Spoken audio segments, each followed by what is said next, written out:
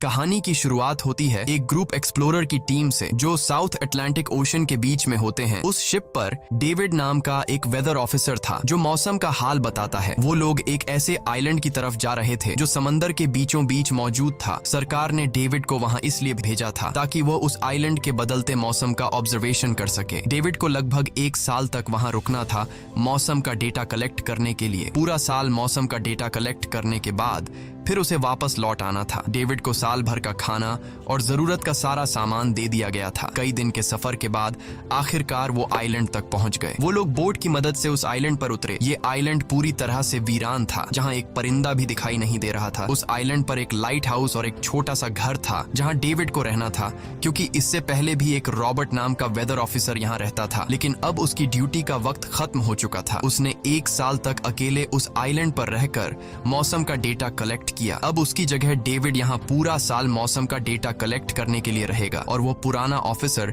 Robert ship के साथ वापस चला जाएगा। लेकिन जब पूरी टीम ने घर को विजिट किया तो वो हैरान रह गए, क्योंकि वहाँ किसी भी इंसान का नामो निशान नहीं था। कमरे के अंदर पुराने ऑफिसर का सारा सामान यहाँ वहाँ बिखरा पड़ा था। जिसके बाद कैप्टन और डेविड ने सोचा कि शायद लाइट हाउस में कोई हो सकता है। कैप्टन और डेविड बिना वक्त गंवाए लाइट हाउस की तरफ बढ़ते हैं और वो सब वहाँ एक अजीब नजारा देखते हैं। वो देखते हैं कि पूरा लाइट हाउस तेज और नुकीले लकड़ियों से घिरा हुआ था, जैसे किसी ने जानबूझकर उसे बंद कर दिया हो ताकि कोई भी अंदर न जा सके। जिसके बाद कैप्टन और डेविड ने लाइट हाउस का गेट कई बार नॉक किया, लेकिन अंदर से कोई रिस्पॉन्स नहीं मिला। आखिर में उन्होंने गेट को जोर से धक्का दिया और अंदर घुस गए। लाइट हाउस के अंदर उन्हें एक आदमी मिला जिसका नाम ग्रूनर था। जब उन्होंने ग्रूनर से पुराने वेदर ऑफिसर रॉबर्ट के बारे में पूछा तो उसने जवाब दिया कि वो तो मर गया है। वो समंदर की तरफ गया लेकिन दोबारा कभी लौटकर वापस नहीं आया। ग्रूनर की बातें सुनकर डेविड और कैप्टन दोनों चौंक गए। ये सब सुनने के बाद कैप्टन ने डेविड से कहा, अगर तुम अब भी चाहो तो हमारे साथ वापस चल सकते हो। लेकिन डेविड ने वापस जाने से इनकार कर दिया। डेविड ने सोचा अगर वो सरकार को उस आइलैंड का एक्यूरेट वेदर रिपोर्ट दे पाया तो उसे काफी मोटी रकम मिल सकती है। जिसके बाद कैप्टन ने उसे एक गन दी खुद की प्रोटेक्शन के लिए, और कैप्टन ने डेविड से कहा कि ये जगह मुझे सेफ नहीं दिखाई दे रही, अपना ख्याल रखना। इसके बाद उसे वहीं पर छोड़कर वो सब वापस चल दिए और अब ये दोबारा वापस 1 साल बाद आएंगे। कैप्टन के जाने के बाद डेविड ने घर को थोड़ा सेटल किया, रहने के काबिल बनाया। रात होने के बाद उसे ड्रॉर में एक डायरी मिली जो पुराने वेदर ऑफिसर रॉबर्ट की थी। उस डायरी में आइलैंड के बारे में बहुत कुछ लिखा था। डायरी में एक मिस्टीरियस क्रीचर के बारे में कुछ बातें लिखी गई थी, लेकिन सब कुछ साफ नहीं था। कुछ बातें अधूरी थी। डेविड हर लाइन को ध्यान से पढ़ता गया। उस डायरी में कुछ अजीब तरह के जानवरों के स्केचेस भी बने थे। डेविड को समझ नहीं आया उसने ऐसी पिक्चर्स क्यों बनाई थी। शायद वो अकेला था और टाइम पास के लिए ऐसा किया होगा। डायरी के एक पेज पर पुराने ऑफिसर के वाइफ की फोटो भी लगी थी। डेविड वह डायरी पढ़ते पढ़ते थक गया और धीरे धीरे उसकी आंख लग गई। अगली सुबह डेविड ने मौसम का डेटा कलेक्ट करना शुरू कर दिया, लेकिन समंदर के पास पहुंचते ही उसके कदम रुक गए। उसने देखा कि चट्टानों के बीच कुछ पत्थर अजीब तरीके से सजाए गए हैं और उनके बीच शेल्स रखे थे अजीब से पैटर्न में। डेविड ने सोचा शायद ये सब ग्रूनर ने किया है। वो ये सोचकर दोबारा अपने काम में लग गया। काम के दौरान जब उसने दूरबीन से लाइट हाउस की तरफ देखा तो उसे ग्रूनर के साथ एक और इंसान भी दिखाई दिया, लेकिन पलक झपकते ही वो गायब हो गया। डेविड ने दोबारा उसे देखने की कोशिश की, लेकिन फिर उसे लगा कि ये उसका वहम है। रात को डेविड अपने काम में बिजी था, तभी दरवाजे पर नॉक हुआ। उसे लगा कि शायद ये ग्रूनर है। डेविड ने उसका नाम पुकारा, लेकिन कोई जवाब नहीं मिला। हाथ में लैंप लेकर जैसे ही डेविड दरवाजे की तरफ बढ़ा तो उसके कानों में कुछ अजीब सी आवाजें गूंजने लगीं जो किसी इंसान की बिल्कुल भी नहीं थी। और फिर उसने देखा गेट के नीचे से किसी अजीबोगरीब क्रीचर का हाथ अंदर आने की कोशिश कर रहा है। वो इंसान का हाथ बिल्कुल भी नहीं था। ये देखकर डेविड के पांव तले जमीन ही खिसक गई। वो तुरंत बेसमेंट की तरफ भागा और वहां जाकर छुप गया। कुछ ही देर में वो मिस्टीरियस क्रीचर घर के अंदर घुस चुकी थी। वह छुप छुप कर डेविड को ढूंढ रही थी और डेविड बेसमेंट के एक छोटे से दरार से उसे देखने लगा। डेविड की हलचल से उस क्रीचर ने डेविड को देख लिया, जिसके बाद वो क्रीचर डेविड को मारने के लिए तेजी से उसकी तरफ भागा और दरार से उसे पकड़ने की कोशिश करने लगा। तो डेविड ने खुद को बचाने के लिए फौरन चाकू उठाकर उसकी आंख में दे मारा। वो क्रीचर चीख के भाग गई, लेकिन वो कभी भी वापस आ सकती थी। और डेविड के दिमाग में ये बात कंफर्म हो गई कि जो डायरी में क्रीचर के बारे में बात लिखी थी वह सच है। डर के मारे वो पूरी रात सो न सका। अगली सुबह जब डेविड घर से बाहर गया तो उसने रेत पर कुछ पैरों के निशान देखे जो किसी इंसान के बिल्कुल भी नहीं थे। वो निशान सीधे समंदर की तरफ जाकर खत्म हो गए थे। अब डेविड को सब समझ आ गया था कि क्यों ग्रूनर ने लाइट हाउस के चारों ओर नुकीली लकड़ियां लगाई हैं। अब डेविड जान गया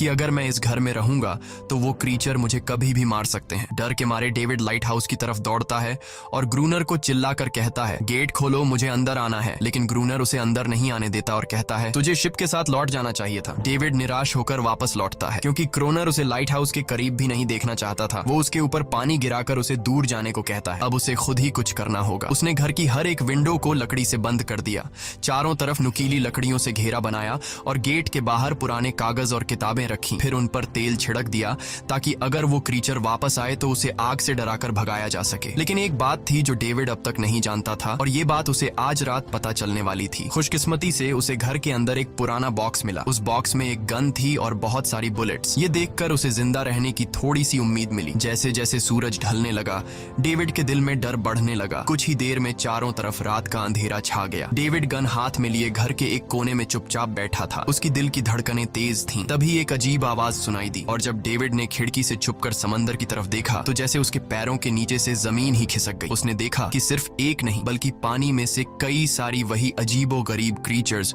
उसकी तरफ बढ़ रही हैं। कुछ ही देर में वो सब इकट्ठा होकर कमरे का गेट तोड़ने की कोशिश करने लगे। डेविड ने तुरंत गोलियां चलानी शुरू की, जिनमें से कुछ क्रीचर्स गिरकर मर गए। डेविड को लगा कि गोली की आवाज सुनने के बाद वो डरकर भाग जाएंगे, लेकिन अपने साथियों को मरता हुआ देखकर वो और भी ज्यादा गुस्सा हो गए। तब डेविड प्लान बी अपनाते हुए गेट के बाहर रखे कागजों और पुरानी किताबों को आग लगा देता है। आग देखकर वो क्रीचर्स डर के मारे वापस समंदर में लौट गए, लेकिन अब वही आग डेविड के घर तक पहुंच चुकी थी। घर के दरवाजे ने आग पकड़ ली और धीरे धीरे फैलने लगी क्योंकि पूरा घर लकड़ी का बना हुआ था। डेविड ने तुरंत एक चादर में खुद को लपेटकर अपनी जान बचाई और बाहर निकलकर लाइट हाउस के पास एक बड़े पत्थर के पीछे छुप गया। क्रीचर्स को शूट करते वक्त डेविड के हाथ में काफी गहरी चोट भी आई। तभी अचानक तेज बारिश शुरू हो गई। आग धीरे धीरे बुझने लगी, लेकिन पूरी रात की बारिश के बाद भी सुबह तक डेविड अपना घर नहीं बचा पाया। पूरा घर जलकर लगभग राख हो चुका था। अब अगर डेविड को जिंदा रहना है तो उसे लाइट हाउस में पनाह लेनी होगी। उसने अपनी राइफल उठाई और लाइट हाउस के पास के पत्थरों के बीच छुप गया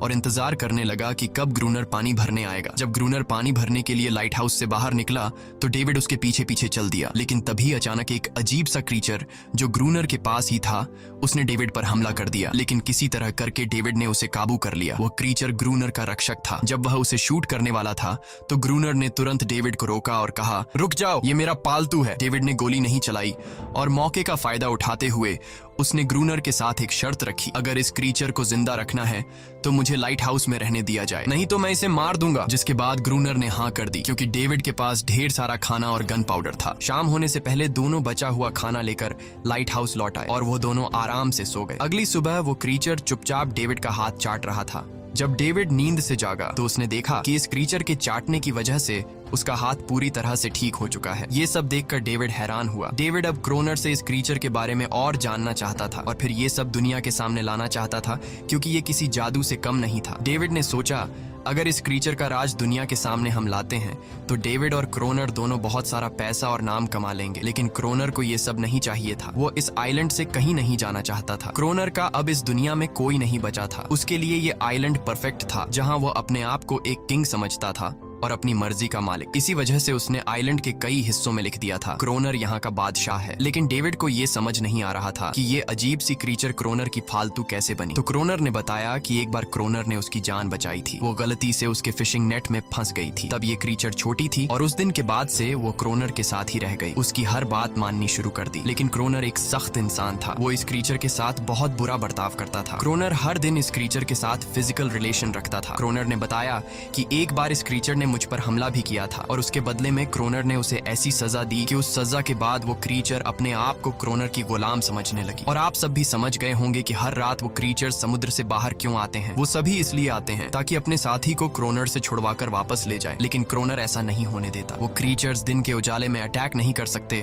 क्योंकि सूरज की रोशनी उनकी स्किन जला देती है। डेविड अब यहाँ और नहीं रहना चाहता था। वो किसी तरह से आइलैंड से अपनी जान छुड़ाना चाहता था। खैर, शाम होने लगी और क्रोनर ने उससे कहा, गन लेकर रेडी हो जाओ क्योंकि वो क्रीचर्स कभी भी हमला कर सकते हैं। वो लाइट हाउस की लाइट ऑन करने के लिए तैयार हो गए और कुछ ही देर में समुद्र से बड़ी संख्या में क्रीचर्स निकलकर बाहर आ गए। वो लाइट हाउस की तरफ बढ़ते जा रहे थे। क्रोनर उन पर लगातार फायर करता जा रहा था, लेकिन डेविड पूरी तरह से डर गया था। वो लाइट हाउस के अंदर की तरफ आने लगा। क्रोनर के बार बार कहने के बावजूद वो बस एक कोने में चुपचाप बैठा रहा और कुछ ही देर में डेविड बेहोश हो गया। क्रोनर पूरी रात अकेला इन क्रीचर्स से लड़ता रहा। अगली सुबह क्रोनर ने गुस्से में डेविड के मुंह पर पानी डालकर उसे उठाया और कहा, अगर तुम्हें जिंदा रहना है तो इनकी जान लेनी होगी, नहीं तो तुम्हें लाइट हाउस से निकाल निकाल दिया जाएगा और तुम्हें मेरी हर बात माननी होगी। रोजाना पानी भर कर लाना, लाइट हाउस के छोटे बड़े काम करना और रात को मेरे साथ गार्ड ड्यूटी भी करनी होगी। अब डेविड के पास दूसरा कोई ऑप्शन नहीं था। इसी वजह से ये सब करना उसकी मजबूरी बन गया। डेविड अब क्रोनर की हर बात मानने लगा, लेकिन एक चीज थी जो उसे बिल्कुल भी पसंद नहीं आई। वो ये थी कि हर रोज उस फीमेल क्रीचर को अलग अलग तरीकों से फिजिकली टॉर्चर करना। रात होती है, दोनों फिर से गार्ड ड्यूटी के लिए तैयार हो जाते हैं और एक बार फिर वो क्रीचर समुद्र से निकलकर बाहर आते हैं। लेकिन आज डेविड को डर नहीं लग रहा था। उसने क्रीचर पर फायरिंग शुरू की, मगर आज क्रोनर कुछ भी नहीं कर रहा था। वो डेविड को बाहर छोड़कर लाइट हाउस का गेट बंद कर देता है और खुद चुपचाप अंदर बैठ जाता है ताकि डेविड खुद सीख सके कि इन क्रीचर से कैसे लड़ा जाता है। इसी तरह डेविड को लड़ते लड़ते वो रात कट जाती है और सुबह हो जाती है। सुबह क्रोनर ने देखा कि डेविड लाइट हाउस के गेट के बाहर खून में लथपथ बैठा था। अब उसने सीख लिया था कि इन क्रीचर्स से कैसे लड़ना है। इसी तरह समय गुजरता गया, रातों को इन क्रीचर्स से लड़ते हुए और दिन भर क्रोनर के लाइट हाउस के काम संभालते हुए। ये आइलैंड अब उसके लिए एक बंद घर जैसा हो गया था। वो हर वक्त सोचता रहता था कि कब ये जगह छोड़कर आजादी की सांस लेगा। समय के साथ साथ डेविड का उस फीमेल क्रीचर के साथ एक अजीब सी दोस्ती बन गई थी। डेविड को उसके लिए अब बुरा लगने लगा था। अब उसे समझ आया कि अपने लोगों को छोड़कर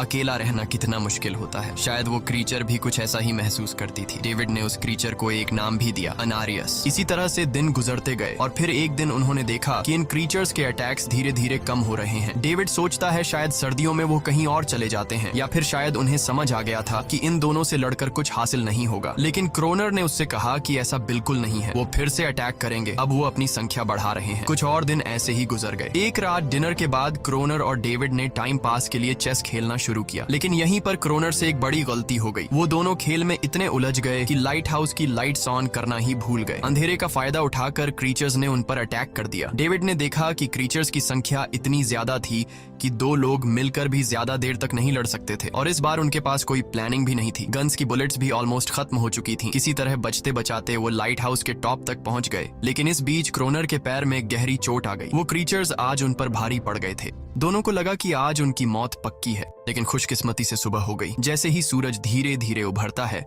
वो क्रीचर्स लाइट हाउस छोड़कर समुद्र में वापस चले जाते हैं। कड़कती धूप निकलने के बाद एनेरियस क्रोनर के जख्म को ठीक करने की कोशिश करती है, लेकिन अब तक डेविड को समझ आ चुका था कि वो इन क्रीचर्स के साथ ये लड़ाई जीत नहीं सकते। बुलेट्स भी अब खत्म होने के करीब हैं। उनके पास खाना भी इतना नहीं है कि वो ज्यादा देर तक चल सके। लकीली अगले दिन जब डेविड लाइट हाउस के बाहर इधर उधर घूम रहा था तो उसने समुद्र में एक जहाज देखा। वो जल्दी से अंदर से फ्लेयर गन लाया और जहाज को सिग्नल देने गया, लेकिन क्रोनर ने उसे रोक दिया क्योंकि वो नहीं चाहता था कि डेविड यहाँ से जाए। उसी वक्त अनारियस ने क्रोनर पर हमला कर दिया। वो डेविड को क्रोनर से बचाना चाहती थी। क्रोनर किसी को भी ये आइलैंड छोड़ने नहीं देना चाहता था। ये आइलैंड उसकी अपनी दुनिया थी जहाँ वो एक किंग की तरह रहता था। वो डेविड को भी जाने नहीं देना चाहता था। इतने समय से अकेला रहने के बाद अब उसके पास कोई था जिससे वो बात कर सकता था, और अगर डेविड उस शिप में वापस चला गया तो वो वहां जाकर सबको एनेरियस और उनके बारे में बता देगा। इसलिए अब डेविड यहाँ से नहीं जा सकता। धीरे धीरे वो शिप डेविड की आंखों के सामने समुद्र में गायब हो गई। अब उसके पास कुछ भी करने को नहीं था। कुछ और दिन ऐसे ही बीत गए। क्रोनर अब भी डेविड और अनारियस दोनों के साथ बुरा बर्ताव कर रहा था, लेकिन अनारियस को वो खास तौर पर मारता था, जो डेविड को बिल्कुल पसंद नहीं था। एक दिन डेविड ने अनारियस को एक छोटी टॉय बोट गिफ्ट में दी जो उसने किसी मछली की हड्डी से बनाई थी। लेकिन जब अनारियस ने उस बोट को देखा तो वो डेविड को आइलैंड के एक ऐसे कोने में ले गई जहाँ सचमुच एक असली बोट रखी थी। जब डेविड ने इस बोट के बारे में क्रोनर से पूछा तो उसने कहा हाँ, उसे पहले से पता था कि आइलैंड के इस हिस्से में एक बोट है। क्रोनर कहता है कि कुछ लोग इस आइलैंड तक बोट के जरिए अपनी जान बचाने आए थे, लेकिन सुबह होने से पहले उनमें से कोई भी जिंदा नहीं बचा। सबको इन क्रीचर्स ने मार दिया। वो सब शिप में गोला बारूद ले जा रहे थे, लेकिन समुद्र में आए तूफान की वजह से उनका शिप इसी आइलैंड के पास डूब गया। ये सब सुनते ही डेविड के दिमाग में एक आइडिया आया। उनके पास एक डाइविंग सूट जैसा कुछ था। डेविड ने कहा कि अगर हम दोनों में से कोई उस सूट को पहनकर समुद्र के उस हिस्से में जाए जहां वो शिप डूबी थी, तो हो सकता है उन्हें कुछ बुलेट्स या डायनामाइट मिल जाए जिससे इन क्रीचर्स से लड़ना आसान हो जाए। लेकिन क्रोनर ने इस बात को मानने से इनकार कर दिया, पर डेविड अपनी जान को खतरे में डालकर ये काम करने को तैयार था। कुछ और दिन ऐसे ही गुजर गए। डेविड और अनारियस के बीच एक गहरा कनेक्शन बन गया। डेविड डेविड उसे पसंद करने लगा था। इन दोनों को रोमांस करते हुए